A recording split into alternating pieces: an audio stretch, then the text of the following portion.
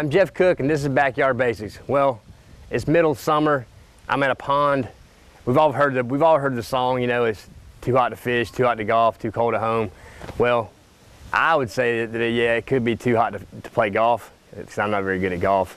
I actually think I'm kind of offensive when I call myself a golfer, because what I do is just hit a white little ball around into the woods. But I never think it's too hot to fish.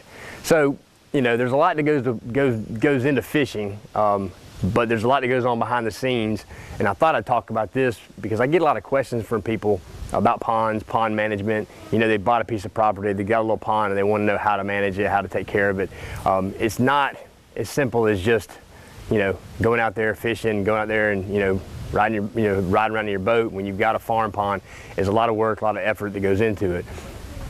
We do have access to, or you do have access to, a lot of good pond consultants and pond management teams and companies. And to find those, you can either go online to the Georgia DNR fisheries site.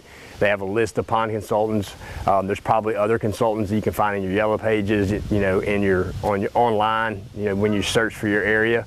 So I wouldn't just look at DNR. Or, you know, if you're over in Fort Valley, you can go to the DNR fisheries their office over there, off on 341, and they've got a list of pond consultants. So we're going to talk a little bit about, you know, the basics of pond management. Like I said, we've got a sport fishing pond management guide that UGA and Warnell School put out a while back, 16 pages. You know, not everybody wants to read 16 pages on how to take care of their pond. So we're just going to talk about the basics. And the basics that I would say, you know, and I brought some tools that I'll share with you. You know, there's a lot of stuff you can do. You can pay somebody to come shock your pond to look at the pond, the population dynamics. You know, you can pay somebody to come out fertilizing lime. But we're just going to talk about the basics of why we do what we do. And the basics is, when you've got your pond, first thing you know you want to try and do is you want to keep the weed population down. And most people that have a pond, you know, have it for fishing. You know, they want it for their kids, their grandkids, for themselves. So you're trying to produce decent, you know, size fish that are good for eating, fun to catch, and a good number of fish. So I guess for starters, what I'd say is, okay, if you've got a pond and you want to know where to start, you know, I would say we're going to start looking at water quality. Looking at, you know, what's the hardness of that water? Is it at a good level where we could actually apply some fertilizer and darken the water up, give it a little bit of an algal bloom? And you know, you hear things in the news about algal blooms being bad and this and that and the other, and they are if they're, you know, if they're at harmful levels, or if it's the, you know, say a blue-green algal bloom, or like your red tide. But this is an algal bloom, and all you're doing is trying to produce phytoplankton that will, one, darken the water, and two, feed your bait fish. Then in turn your bait fish will feed your larger predatory fish. So that's the, you know, two biggest things. And then, you know, then you want to think about weed control. Producing that algal bloom will also help with weed control. And there are also some herbicides and some other chemical methods you can use to do that. Also, there's grass carp. But, you know, we're going to look at just some basic tools that you need to get started working on your pond. I'm not going to say this is everything. You know, if you can get really intensive with pond management, just like anything else. I mean, with deer, you know, with deer herd management, you can get very intensive, you know, or you can have one food plot. So I mean, there's a lot of different things you can do, a lot of different levels. We're just going to hit this from the basics. Talk about the major tools, you know, we need to look at. Talk a little bit about some other things you need to consider when you're looking at pond management, and you know how we can manage it, you know, from the start and on into the years, so that it's a productive pond for year after year after year, so that like I said, your kids, your grandkids, and everybody can, you know, really enjoy the pond. So we're talking about darkening up ponds to feed fish, you know, and you know, to bait the phytoplankton, to feed the fish, to darken the water, so you keep the weeds down. Another thing we've talked about in the past on shows is keeping the, you know, when you build a pond with steep banks, and this pond is a very steep bank. It's got a little bit of weed along the edges, but not much. Nothing that would usually require any kind of herbicide, unless you just wanted to, you know, completely clean. You could always do something like that.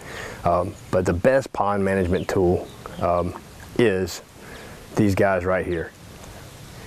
Having people actually go out in your pond and fish and catch fish is the number one thing you can do for pond management. The reason I say that let's start off with the reason I say that. The reason I say that is because there's a certain number of fish that we recommend stocking per acre of water. Some people may not like to hear that, but the recommendations are based off of production. How much growing the most number of fish, the best size. So basically, the best population for that that habitat. You don't want to overpopulate it, because if you overpopulate it, you get a bunch of small fish. There's not enough food for them. If you underpopulate it, then you're not maximizing the use of that water, that space. So it's like seeding rates when we talk about planting crops. We have a certain number of corn seed we put per acre, because we know that number in that situation is going to produce the biggest ears, the highest potential for yield. Same thing with fish in a pond. So I mean, it's in our book, it's in our guide, it's on DNR's set website. And if I tell you numbers and they're a little bit wrong, hopefully nobody gets mad at me, but I want to say it's about 350 brim, bluegill, shell crackers, that mixture with 100 bass, 100 largemouth bass, and then any number, I think 50 to 100 channel cats, if that's an option. There are exceptions to this rule. If you were gonna try and have a fishing rodeo, or if you're gonna fish it really heavy, you could put more fish in it at one time. But for the most part, you put that number of fish in there, and down the road, if you maintain the population like it needs to be, you'll have a healthy population, good sized fish, down the road for years to come.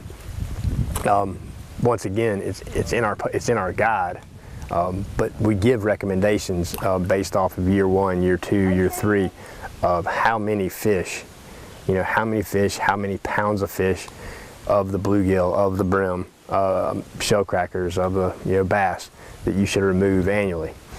So I know a lot of people don't like to let a lot of people fish in ponds, which is fine, I understand it, but you need to have people fish in these ponds that are stocked to make sure you maintain a proper balance of fish, so that all the fish that are there are healthy.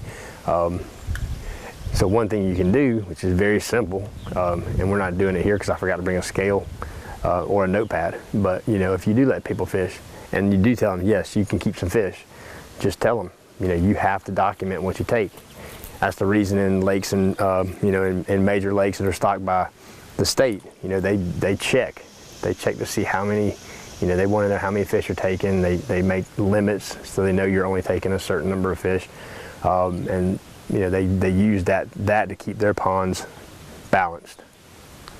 But by following the recommendations that that are out there for how many fish to take, how many pounds, and having people that you let fish, help keep track of that, you can keep your pond in balance. The other thing you can do is if you say if you bought a place that's got a pond on it, and you want to know what kind of population you have, yes, you can pay somebody to come shock it, and they'll just shock up everything.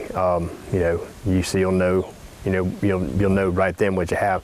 But you can use fishermen, your kids, your grandkids, you can use them to see what your population is in that pond.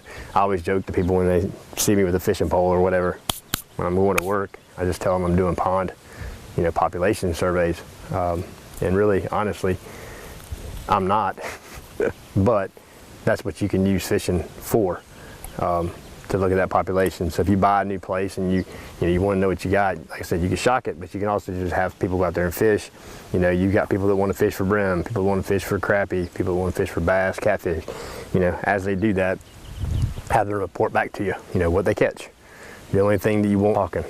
But anyway, using folks fishing is a good, easy way, fun way, rewarding way to check your population. The one thing you will miss if you just use that is you won't see the bait fish. You won't see a lot of these little mosquito fish and other fish like that the bass and even brim might be eating. And if you don't know people or you don't fish for certain fish, you may miss out on some. Some of these ponds have been stocked. We don't usually recommend it on small ponds, but some of them have been stocked with white perch or crappie. So if you're not a crappie fisherman or don't know anybody, you may miss those species and may miss that part of the equation. But definitely, looking at the population, especially like a new pond, easy to do with people fishing.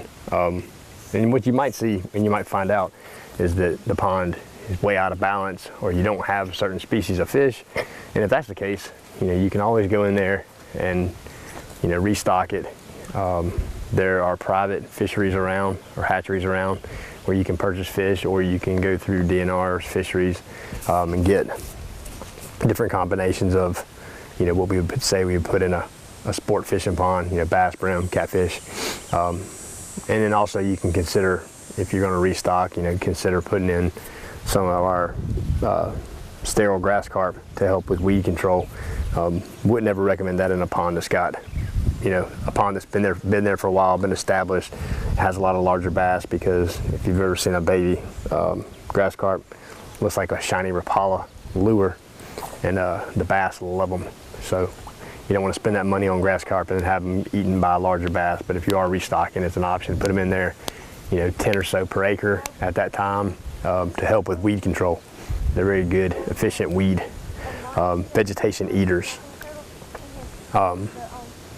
And we also never recommend, if you have a pond, even if it's out of balance, we don't usually recommend stocking into a pond that's already got fish, unless you're going with, maybe possibly if you had a pond that only had brim in it, you could put bass in there probably, or a pond that only had catfish, you probably could go with your brim bass combination and do that. But a pond that's got some larger bass, if you put any fish in there, they're just going to be breakfast for them. So we don't recommend that. So now that all you need to do is maybe a little bit of lime, a little fertilizer, looking at the color of the pond, and then looking at your population dynamics.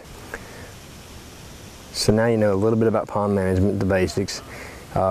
Everybody should be able to have a side job as a pond or a fish pond population studier. You just tell people you've got a fishing pole and some buddies, or a boat, or a son, or a grandson, and you're ready to go help them determine what the population of their pond is and if it's in balance or not.